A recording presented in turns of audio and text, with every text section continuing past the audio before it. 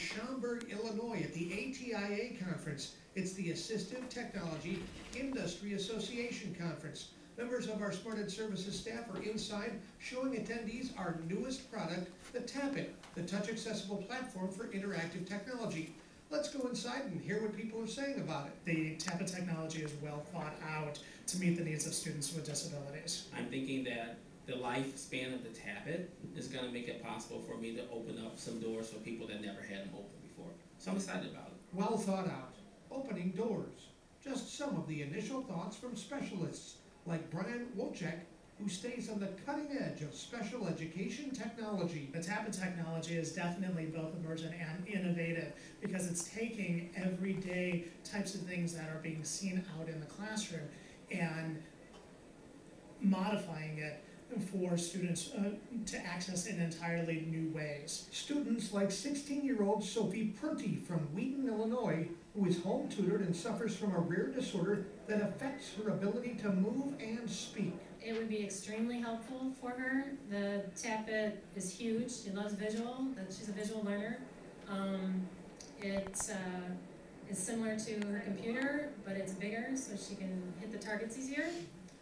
She's what's called a direct selector and has always liked being able to touch a screen and getting a reaction right back. I like how it moves, so if we had her in her stander, she could use it. If she was sitting on the floor, she could use it. This type of assistive technology caught the eye of Carol Smiley, a special ed teacher from Wales, Wisconsin. For my students with cognitive disabilities, and most of them also have a physical component in there too with cerebral palsy or such, the easy access to the Tapit is what impressed me. Among the other experts in this field at the ATIA conference, Carrie Edelman. When I first took a look at the Tapit, the first thing I noticed was it seemed very durable.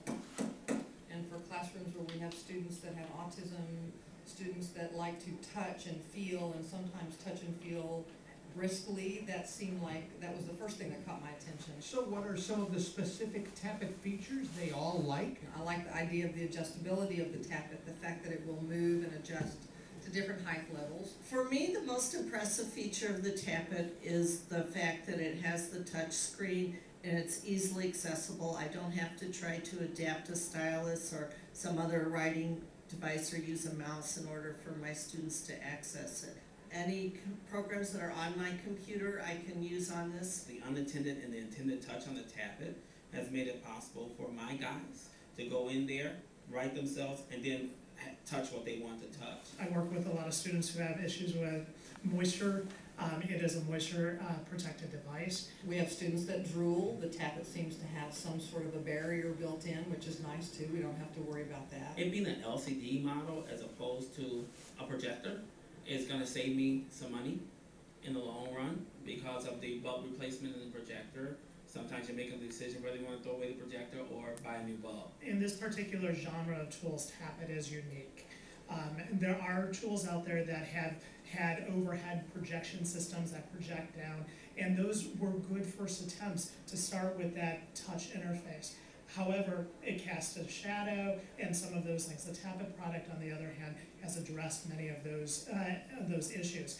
What you see is what you're interacting with. You don't have to worry about shadows. You don't have to worry about some of the durability features. Tapit, again, is a very well thought out product. It is unique within this particular genre. As far as the products that are out there, the first time I saw the Tapit, I thought, well, finally somebody's done it. Jody Prunty believes Tapit's unique combination of features can help people like her daughter. It seems like a really, really great product. You guys have thought through a lot. I'm really impressed. From the ATIA conference in Schaumburg, Illinois, we'll see you soon on the road with Smart Ed.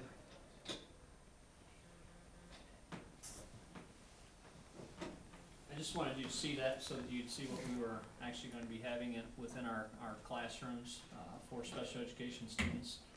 Those have been ordered. We have desktop units that will actually sit behind that smart Tapit. We have former older computers that will work very well with that. And then teachers will be able to access their smart notebook files and create lessons for students with disability. They'll be able to interact with that in ways I think that will be very beneficial for our students. So we're excited about those coming here. It's the same device we kind of saw down at the Indiana School Boards Association.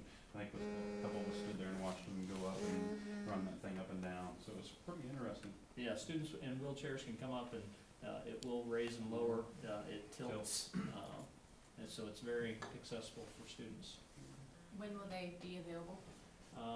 They've been ordered. I don't know, John, if you have a target date on that delivery? We don't have a delivery date, but I would anticipate within the next week or so because they have those in stock, so. Are the tablets manufactured by the same company with Smart? Smart Ed. Yeah. And the gentleman that did the video is coming to Bluffton next week to interview some of our staff. They're going to have a focus on Bluffton-Harrison on their website. Ted Klopp is from Smart Ed Services out of Cleveland. He actually was scheduled to come before Christmas, but because of bad weather, canceled, and so he'll be back next week.